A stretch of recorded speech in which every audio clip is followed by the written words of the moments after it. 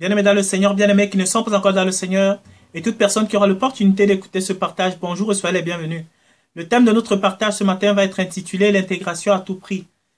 Je vais lire dans Romains 12 au verset 2. C'est un verset que beaucoup d'entre nous connaissent. Il est écrit « Ne vous conformez pas au siècle présent, mais soyez transformés par le renouvellement de l'intelligence, afin que vous discerniez quelle est la volonté de Dieu, ce qui est bon, agréable et parfait. » Bien-aimés, j'ai souvent l'habitude de dire que quand on ne pointe que les problèmes du doigt, sans en apporter la solution, c'est aussi une forme de méchanceté. Et donc, le Père qui est bon, le Père qui est juste, bien-aimé dans le Seigneur, quand il nous demande de ne pas nous conformer à un modèle, quand il nous demande de ne pas nous conformer à un système, c'est qu'il a prévu un système ou un modèle auquel nous devons nous mouler, un système ou un modèle auquel l'homme qui est dit dans Genèse, l'homme créé à l'image de Dieu doit ressembler, bien-aimé dans le Seigneur. Et donc, je vais commencer par la base ici du sujet ou de l'intitulé de ce partage. L'intégration à tout prix, bien-aimé dans le Seigneur. Intégrer, c'est déjà quoi? Que veut dire intégrer? C'est tout simplement fusionner, se mouler à quelque chose qui existe déjà, bien aimé dans le Seigneur, pour n'en faire qu'un. C'est ça l'intégration. C'est véritablement devenir un avec un modèle ou un système qui existe déjà. Et donc, c'est pourquoi dans ce système du monde dans lequel nous vivons, bien aimé dans le Seigneur, tout est fait pour que nous puissions adhérer, pour que nous puissions nous mouler à ce qui est déjà en place. Pourquoi est-ce qu'on impose? Parce que même en Afrique maintenant, je crois, et partout, on oblige. C'est devenu obligatoire d'éduquer, pas seulement selon le plan des convictions des parents, mais on a mis en place une éducation universelle qu'on appelle l'école. C'est obligatoire d'envoyer vos enfants à l'école. Si vous n'envoyez pas les enfants à l'école, bien aimés dans le Seigneur,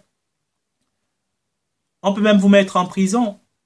Et pourquoi ces choses qui sont mises en place par les gouvernements sont-ils obligatoires, bien aimés dans le Seigneur? C'est dans le but, véritablement,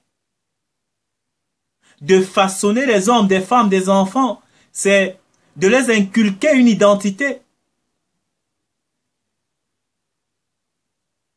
De les préparer, les formater, les adapter, afin que quand ils rentreront dans le système actif de ce qui a été mis en place, bien aimé dans le Seigneur, ils puissent véritablement se fondre dans la masse, ils puissent véritablement ne faire qu'un avec ce système-là, bien aimé dans le Seigneur. C'est pour former les gens qui ne pourront pas contester ce système après, qui ne peuvent pas être critiques envers le système en place, puisque eux-mêmes, ils ont été moulés, ils ont été façonnés, ils ont été formatés, ils ont été formés par rapport à ce système-là, bien aimé dans le Seigneur. Et donc, c'est pourquoi il est très difficile de demander aux gens qui sont ou qui ont pour modèle un certain système de s'en défaire, bien aimé dans le Seigneur. Mais ici, à ceux qui sont du Père, même qui, ou même quand ils sont encore dans le système du monde visible, bien aimé dans le Seigneur, le Père les connaît. Et c'est à ceux-là que le Père adresse cette parole de ne pas se conformer au siècle présent, mais qu'ils soient transformés par le renouvellement de l'intelligence. C'est aussi ça, bien aimé dans le Seigneur. Pour renouveler une intelligence, qu'est-ce qu'il faut faire? Ben, il faut un apprentissage, il faut une instruction, parce que le système actuel des choses, ou le système du monde, bien aimé, aujourd'hui, de quelle manière est-ce que l'intégration est-il prôné? C'est au travers de l'éducation, au travers de l'instruction, au travers des systèmes mis en place, bien aimé dans le Seigneur, qu'on intègre les gens au système du monde. C'est au travers de l'éducation qu'on intègre des gens au système politique, au système financier. Et c'est aussi au travers de l'éducation et de l'instruction que le Père, le Tout-Puissant, veut intégrer ceux-là qui ont été élus à être de lui dès avant la fondation du monde à son système, bien-aimé dans le Seigneur. Et une intelligence qui doit être renouvelée veut tout simplement dire qu'il y a des choses qui ont été intégrées dans cette intelligence-là qui doivent être enlevées, bien-aimé dans le Seigneur. Si on décortique mot par mot ici, ça veut dire qu'il y a l'ancien qui doit être ôté, qui doit être supprimé, qui doit être déraciné, afin que le nouveau soit implanté, bien-aimé dans le Seigneur. C'est ce que Elohim nous apprend ici.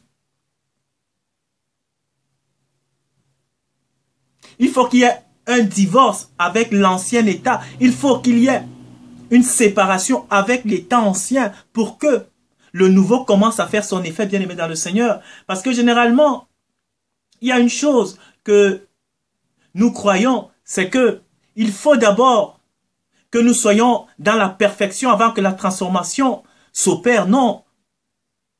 Ou que le Père va opérer à nous avant que nous puissions renoncer au système du monde en place, que c'est le Père au travers de nous.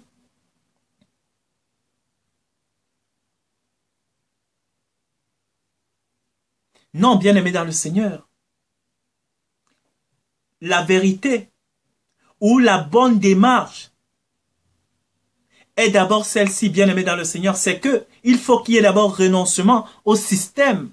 Parce que ici, quand on commence, ne vous conformez pas, le Père commence par là. Il faut que tu renonces d'abord au système mis en place par le prince de ce monde, par le roi, le chef de ce monde, pour que Elohim puisse renouveler ton intelligence, bien-aimé dans le Seigneur. Il faut déjà que tu aies cette conscience-là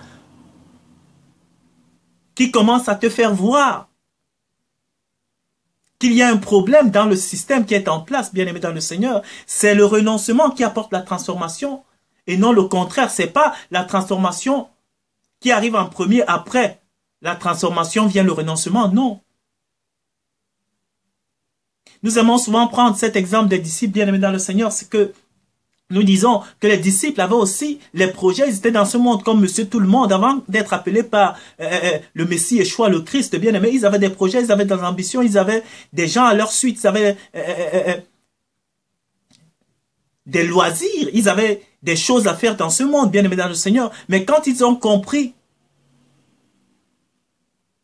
que Christ était celui-là qui donnait véritablement la vie, ils ont abandonné tout ce qu'ils faisaient pour le suivre sans savoir même ce qui allait advenir de leur futur, ce qui allait devenir leur vie demain, bien-aimés dans le Seigneur, même ne comprenant pas encore les choses de manière claire, ils ont abandonné pour suivre. Et c'est en ayant abandonné les choses de ce monde pour suivre le Christ que la transformation de leur vie est venue après, bien aimé dans le Seigneur. Quand vous regardez les disciples au début, et les disciples,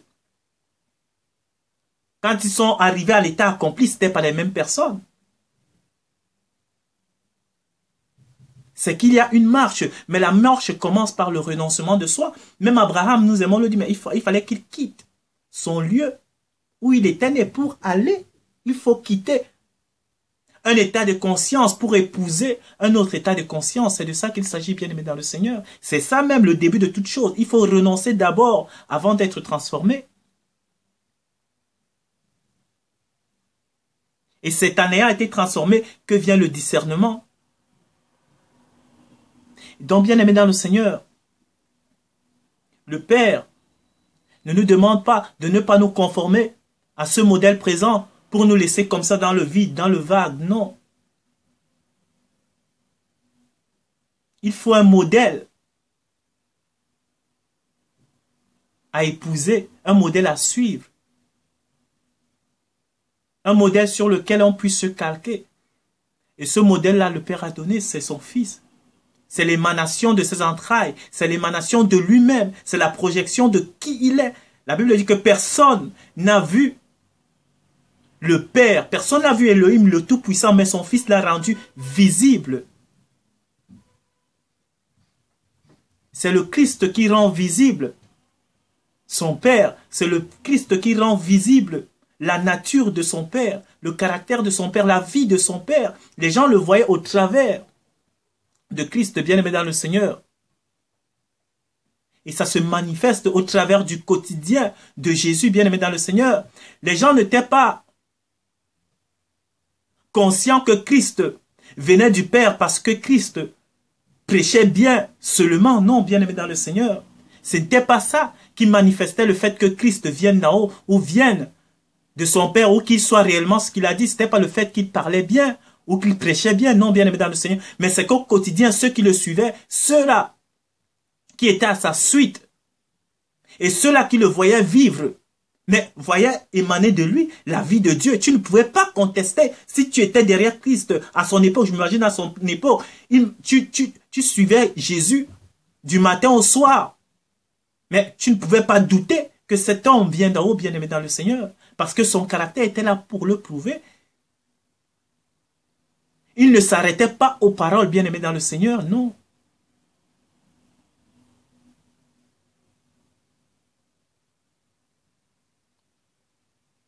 Et c'est de ça qu'il s'agit ici, bien-aimé dans le Seigneur. Le Père veut véritablement que nous ressemblions à Christ dans notre nature, dans notre vie de tous les jours, bien-aimé dans le Seigneur.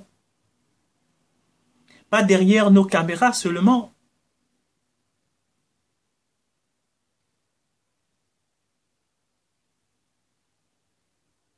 Mais que jour après jour, nous voyons que notre nature de péché est en train d'être transformée, est en train d'être supplantée par la nature de la vie véritable. Qu'est le Messie Yeshua, le Christ. C'est ça qu'il s'agit, bien-aimé dans le Seigneur. C'est de ça qu'il s'agit. Il faut un changement, il faut un cap. Il ne faut pas rester dans le statu quo. Non, il faut que jour après jour, tu voies ton changement visible toi-même. Qui prêche le changement, bien-aimé dans le Seigneur. Tu sois convaincu de ce changement-là. C'est de ça que le verset nous parle ici. Afin que vous ayez afin que vous discerniez quelle est la volonté de Dieu, ce qui est bon, agréable et parfait. Il faut qu'on intègre la nature du Père. On rentre dans la conscience du Père. Il faut se débarrasser de l'ancienne conscience du monde, bien aimé dans le Seigneur. C'est ça l'intégration. Même dans la vie de tous les jours, dans le monde dans lequel nous vivons, quand tu vas dans un pays, pour t'intégrer, il faut t'associer aux coutumes de ce pays, il faut t'associer aux lois en vigueur dans ce pays. Et parfois, nous faisons beaucoup d'efforts pour être en règle avec les lois du monde, avec les systèmes mis en place dans les pays du monde où nous voulons aller résider.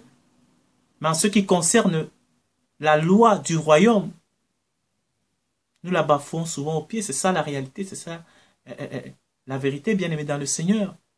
L'intégration pour ce monde, bien-aimé, on est prêt à tout donner pour s'intégrer, pour avoir des nationalités dans les pays où nous habitons, pour que, parce que nous savons que quand nous avons la nationalité du pays en place, ça nous donne plusieurs avantages, mais pour accéder aux avantages que le Père nous donne dans les cieux, puisque, de manière générale, je dis que l'homme, c'est un être émotionnel, il est dans le visible de manière générale, mais puisqu'on ne les voit pas encore,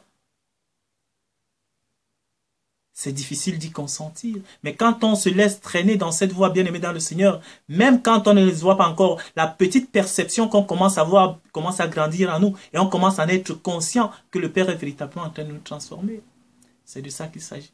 Donc je ne vais pas être long. L'intégration à tout prix, bien-aimé dans le Seigneur. Essayons d'intégrer, de rentrer dans l'intégration, pas du monde, mais l'intégration du Père, l'intégration du royaume de Dieu. Consentons à tous les efforts, tournons tout pour intégrer le royaume d'Élohim. Soyez bénis, merci du temps que vous avez pris pour accorder à ce partage et à la prochaine.